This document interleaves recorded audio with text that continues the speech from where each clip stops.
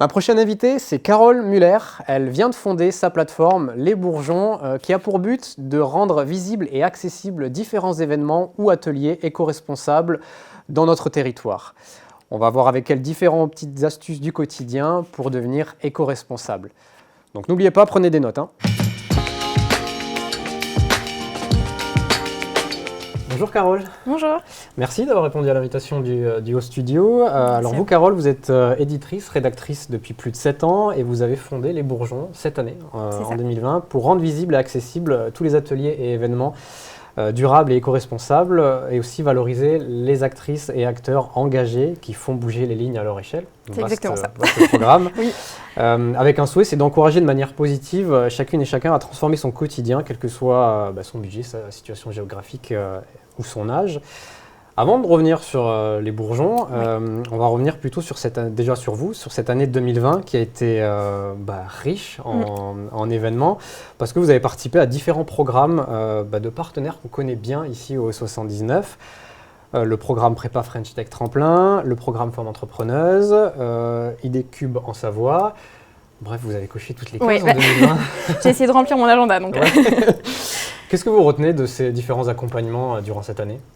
Ça a été très riche d'être accompagnée par différents acteurs et ça m'a vraiment permis d'avancer sur le projet, de le construire, de l'affiner parce qu'à la base c'était une petite idée qui a pris de l'ampleur et heureusement qu'ils étaient là parce que ça permet à la fois d'avoir de l'aide, des conseils sur plein d'aspects aussi bien techniques, financiers, juridiques que de rencontrer aussi d'autres porteurs de projets, de partager les problématiques avec eux, de les rencontrer, d'échanger et en fait tout ça fait beaucoup avancer. Donc c'était très riche, très dense, mais passionnant et heureusement qu'ils étaient là. Du coup, ça vous a aidé sur la création de la plateforme des Bourgeons. Ça m'a donné aussi l'impulsion pour la lancer. D'accord, très bien. Et donc on revient maintenant sur la création des Bourgeons. Pour l'instant, c'est toujours en phase de création, c'est ça ? Le site n'est pas encore en ligne. C'est ça, dans sa première version, mais très... une version un peu bêta, d'accord. Oui, c'est ça. Est-ce que vous pouvez nous expliquer comment vous est venue l'idée de cette création des Bourgeons ? Alors en fait, j'étais partie, tout a commencé il y a 2 ans. En fait, je cherchais un atelier permaculture près de chez moi.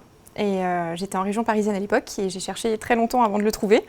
Mais par contre, dans ma recherche, j'ai trouvé plein d'autres ateliers sur plein de thématiques diverses. Et donc j'ai réalisé qu'il y avait une multitude de personnes qui essayaient de changer les choses en proposant des événements. Sauf qu'en fait, elles manquaient de visibilité parce qu'il n'y a aucune plateforme qui référençait tout ce qui existait et qui centralisait tout au même endroit. Et donc c'est là, je pense, qu'est née l'idée d'une plateforme qui centralisait tout et c'est comme ça que j'ai commencé à travailler sur le projet des Bourgeons. Donc en fait, c'est un déclic, vous cherchez l'équivalent de ce que vous êtes en train de créer pour voir si c'était... Exactement. Et du coup, vous vous êtes dit, finalement, il n'y a rien, on y va quoi. Exactement. Je cherchais permaculture près de chez moi sur des créneaux où j'étais disponible et j'ai eu beaucoup de difficultés. Donc je me suis dit, mais ça simplifierait tellement la vie et d'avoir ça à disposition et c'est comme ça que j'ai commencé à travailler là-dessus. Et du coup, qu'est-ce qu'on va pouvoir trouver sur cette plateforme ? Alors des ateliers, des formations, des stages, des conférences en lien avec la transition écologique qui sont des événements en fait qui nous sensibilisent sur ces questions, qui éveillent les consciences et qui nous permettent d'apprendre à faire autrement au quotidien, à transformer très simplement des petites choses, à découvrir de nouveaux savoir-faire et à changer nos habitudes de consommation en fait. Donc à la fois un site d'agenda et un site ressources aussi pour son quotidien. C'est ça, exactement. Il y aura des clés et puis il y aura aussi des portraits d'acteurs engagés pour partager aussi des initiatives et des projets durables. Ça, ce sera vraiment à part, mais l'axe central, ce sera vraiment de trouver et de réserver un atelier ou un événement qui a lieu près de chez soi. D'accord. Et d'ailleurs, on trouve en ce moment, le blog est accessible, c'est ça. Sur le site. Moi, je suis allé faire un petit tour sur le blog. J'ai vraiment bien aimé, on sent vraiment votre côté rédactrice là, qui rentre en ligne de compte avec les différents portraits à l'intérieur. Est-ce que c'est important pour vous de bien montrer qui sont ces gens qui agissent au quotidien pour faire changer les lignes ? Oui, je trouve ça hyper important de le faire. Et je sais que c'est beaucoup plus difficile de parler de soi-même, donc eux ont peut-être plus de mal aussi à se mettre en avant. Et moi, j'avais vraiment envie de les mettre en lumière et de les valoriser, de valoriser ce qu'ils font, d'exprimer au mieux leurs valeurs aussi, de partager ça au plus grand nombre et de mettre en lumière toutes leurs initiatives et tous leurs projets qui sont juste incroyables et qui font bouger les lignes à leur échelle. Donc, il y a notamment le portrait d'une jeune créatrice qui a lancé sa marque de vêtements éco-responsables, c'est ça, c'est ça. Et c'est chouette parce que vraiment, on a tout son parcours, d'où elle est partie, etc. Ouais. Donc, ça permet de retracer son histoire et puis de s'identifier aussi parce qu'en fait, c'est des parcours de vie mais qu'on retrouve chez plein de personnes finalement.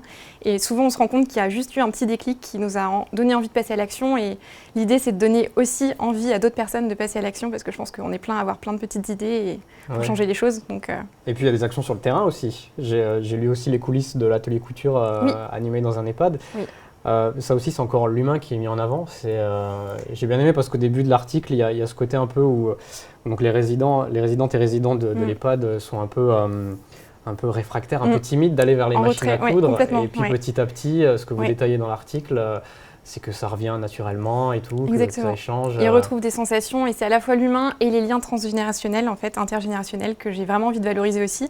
Et l'atelier couture, c'était vraiment ça, c'était de les voir tout timides au début, ils osaient vraiment pas y aller, ils se disaient qu'ils n'étaient pas capables et en fait, ils ont repris les machines en main. Certains ont carrément appris à coudre parce qu'ils ne l'avaient jamais fait.